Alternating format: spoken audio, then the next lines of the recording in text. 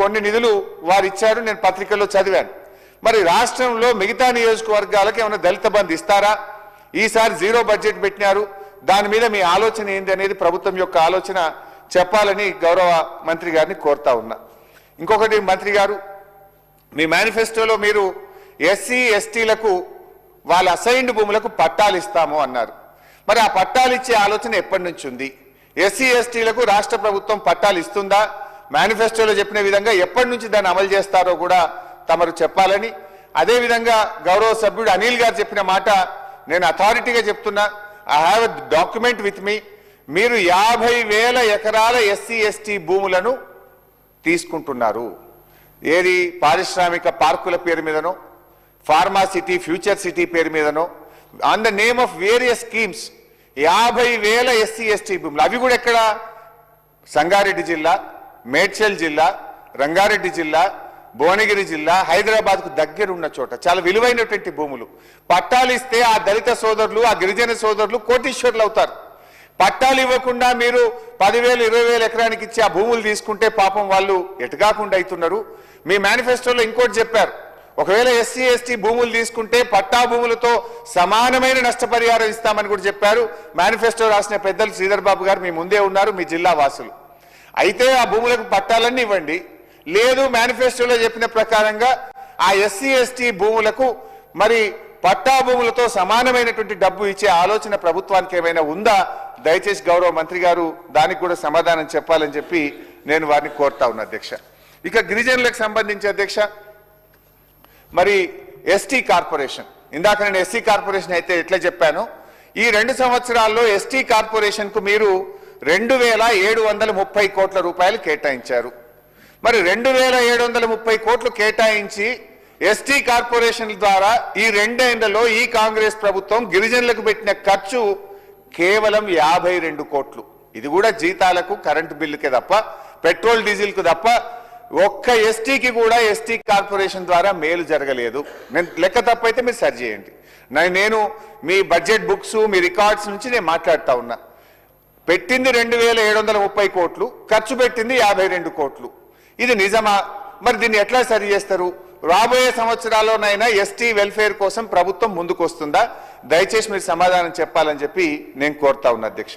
అట్లే Sant Sevalal corporation, Komaram Bheem corporation, Eklavya కార్పొరేషన్లను కూడా ఈ కాంగ్రెస్ ప్రభుత్వం రాగానే ఏర్పాటు చేసింది, సంతోషపడ్డాం. మరి ఈ 3 కార్పొరేషన్ల ద్వారా 3 రూపాయలన్నా మీరు ఇచ్చారా? 3 రూపాయలైనా లబ్ధి జరిగిందా? దాని వివరాలు ఏదని ఉంటే చెప్పాలని చెప్పి నేను గౌరవ మంత్రి గారిని కోరుతా ఉన్నాను అధ్యక్ష. అదేవిధంగా అధ్యక్ష, మంత్రి గారిని ఇంకా చాలా విషయాలనే నన్ను పోకుండా ఎస్సీ ఎస్టీలకు ఇంటి నిర్మాణంలో మీరు 6 లక్షల రూపాయలు ఇస్తామని మీ మేనిఫెస్టోలో పెట్టారు. నిజంగా కూడా ఇందిరమ్మ ఇండ్లు కట్టాలంటే ఈ రోజుల్లో 5 లక్షల్లో జరుగుతలేదు. చాలా ఇసుక ధర పెరిగింది, సిమెంట్ ధర పెరిగింది, స్టీల్ ధర పెరిగింది, లేబర్ కాస్ట్ పెరిగింది. ఎంతో కొంత వాళ్ళు కష్టం చేసుకొని కొన్ని యాడ్ చేసుకుంటే తప్ప అయితలేదు. పాపం మీ పేద దళిత గిరిజనులకు మీరు మేనిఫెస్టోలో పెట్టిన విధంగా మనకి ఎస్సీ ఎస్డిఎఫ్ లో, ఎస్టీ ఎస్డిఎఫ్ లో కావాల్సినంత డబ్బు ఉన్నది. అన్స్పెంట్ మనీ 40,000 కోట్లు క్యారీ ఫార్వర్డ్ అవుతుంది. మనం ఈ అసెంబ్లీలో పెట్టుకున్న చట్టం ద్వారా SC ST SDF carry forward అయ్యి ఎవ్రీ ఇయర్ 40,000 కోట్లు పెడతా ఉన్నారు. దాని నుంచి 1 లక్ష రూపాయలు పెంచండి. పాపం దళిత గిరిజనులు, పేదలు ఇండ్లు కట్టుకునే వారికి ఇందిరమ్మ పథకంలో మీరు చెప్పిన ప్రకారంగా, మీ మేనిఫెస్టోలో పెట్టిన ప్రకారంగా 6 లక్షల రూపాయలు ఇవ్వాలని కోరుతున్నాం. ఆలోచన ఏదైనా ఉందా? దాని మీద మంత్రి గారు స్పందించాలని చెప్పి కూడా నేను కోరుతా ఉన్నా అధ్యక్ష. ఇకపోతే అధ్యక్ష, వ్యవసాయ శాఖకు సంబంధించి పెద్దలు తుమ్మల నాగేశ్వరరావు గారు ఉన్నారు అధ్యక్ష. వారితో మాది ఒకటే సూచన. సరే, ఒక విషయంలో నేను వారికి ధన్యవాదాలు కూడా చెప్పాలనుకుంటున్నా. మొన్న నేను బడ్జెట్ మీద మాట్లాడేటప్పుడు గవర్నర్ గారి ప్రసంగంలో రుణమాఫీ ఒక మాట చెప్పారు, మరి యాక్చువల్గా జరిగింది 20,157 కోట్లు మాత్రమే నేను చెప్పాను. మంత్రి గారు ఈరోజు బడ్జెట్ బుక్కులు పెట్టినారు, వ్యవసాయ పద్దు పుస్తకాల్లో దాన్ని సరి చేసినారు. శ్రీధర్ బాబు గారు దీన్ని గమనిస్తారనుకుంటున్నాను. గవర్నర్ గారి ప్రసంగంలో మీరు ఏం చెప్పారంటే, మేము 20,619 కోట్ల రూపాయల రుణమాఫీ చేశామని చెప్పారు. వ్యవసాయ పద్దు విషయంలో గౌరవ మంత్రి గారు పెట్టిన బుక్కులో 20,157 కోట్లు చేశామని చెప్పి మంత్రి గారు దాన్ని సరి అయినటువంటి లెక్కను పెట్టడం జరిగింది. అదేవిధంగా 20,000 మంది బెనిఫిషరీ సంఖ్య కూడా గవర్నర్ గారి ప్రసంగానికి మంత్రి గారి పద్దు పుస్తకానికి మధ్య డిఫరెన్స్ ఉంది. అంటే అధికారులు మిమ్మల్ని మిస్గైడ్ చేసి సభను కూడా ఆనరబుల్ గవర్నర్ గారి స్పీచ్ నే మనం తప్పు ఫిగర్స్ పెడితే వీఆర్ సెండింగ్ ఏ రాంగ్ మెసేజ్. ఇటు సభను మనం తప్పుదో పట్టిస్తున్నాం, అటు గవర్నర్ గారిని కూడా తప్పుదో పట్టిస్తున్నాం. కనుక భవిష్యత్తులో ఇలాంటి పొరపాటు జరగకుండా చూసుకోవాలని నేను ప్రభుత్వాన్ని కోరుతా ఉన్నా అధ్యక్ష. ఇకపోతే అధ్యక్ష, మరి ఫార్మ్ మెకనైజేషన్ గత 2 సంవత్సరాల్లో జీరో అధ్యక్ష. కేంద్ర ప్రభుత్వం నుంచి వచ్చిందే ఇచ్చింది తప్ప రాష్ట్ర ప్రభుత్వం నుంచి ఫార్మ్ మెకనైజేషన్ గత 2 ఏళ్లలో జీరో అధ్యక్ష. అదేవిధంగా అధ్యక్ష, క్రాప్ ఇన్సూరెన్స్ 2 బడ్జెట్లో 1300 కోట్లు పెట్టి ₹1 కూడా క్రాప్ ఇన్సూరెన్స్ మనం చేయలేకపోయినాం. మరి నెక్స్ట్ ఇయర్ నుంచి చేస్తామని ఇందాక మంత్రి గారు చెప్పారు. We appreciate, we welcome that. అయితే నేను మంత్రి గారిని కోరేది, ఈ 2 ఏళ్లలో చాలా చోట్ల పంటలు దెబ్బతిన్నాయి. తుఫాను కారణంగా, వడగళ్ల వాన కారణంగా చాలా దెబ్బతిన్నాయి. మా జిల్లా మంత్రి గారు పొన్నం ప్రభాకర్ గారు ఇక్కడే ఉన్నారు. వారిది నా నియోజకవర్గం పక్కపక్కనే ఉంటుంది అధ్యక్ష. చాలా సార్లు తుఫాను వచ్చి వడగళ్ల వాన పడి అటు హుస్నాబాద్లో, ఇటు నంగునూరులో, సిద్దిపేటలో రాష్ట్ర వ్యాప్తంగా కూడా చాలా పంటలు దెబ్బతిన్నాయి. గత 4 పంటలకు ప్రభుత్వం నుంచి ఇన్పుట్ సబ్సిడీ పెండింగ్లో ఉంది. క్రాప్ ఇన్సూరెన్స్ ఎలాగో మీరు చేయలేదు. పోనీ ఆ ₹10,000 ఏదైతే ఇస్తామని ప్రభుత్వం ప్రకటించిందో, మీరు కూడా నా నియోజకవర్గం ఇబ్రాహీం నగర్ గ్రామానికి వచ్చి పంట నష్టం జరిగింది, పొన్నం ప్రభాకర్ గారు మీరందరూ కూడా వచ్చి చూసి రైతులకు చెప్పిపోయారు 10,000 ఇస్తామని. చెప్పి కూడా ఒక ఏడాది అవుతుంది, ఇప్పటి వరకు ₹1 విడుదల కాలేదు. దయచేసి ఆ ఇన్పుట్ సబ్సిడీ ఎప్పట్లోకి ఇస్తారు? వచ్చే సంవత్సరం నుంచి అయినా మీ ఇష్టమైన క్రాప్ ఇన్సూరెన్స్ చేయండి. ప్రైమ్ మినిస్టర్ క్రాప్ ఇన్సూరెన్స్ చేస్తారా, లేదు ప్రభుత్వం ఇంకోటి చేస్తుందా, నాకు అభ్యంతరం లేదు. ఎందుకంటే గుజరాత్ రాష్ట్రం కూడా ఈ ప్రైమ్ మినిస్టర్ కిసాన్ ఇన్సూరెన్స్ పథకం బాగలేదని ప్రధానమంత్రి స్వంత రాష్ట్రం కూడా అందులో నుంచి బయటకు వచ్చింది. ఆ స్కీమ్ అమలు చేయట్లేదు.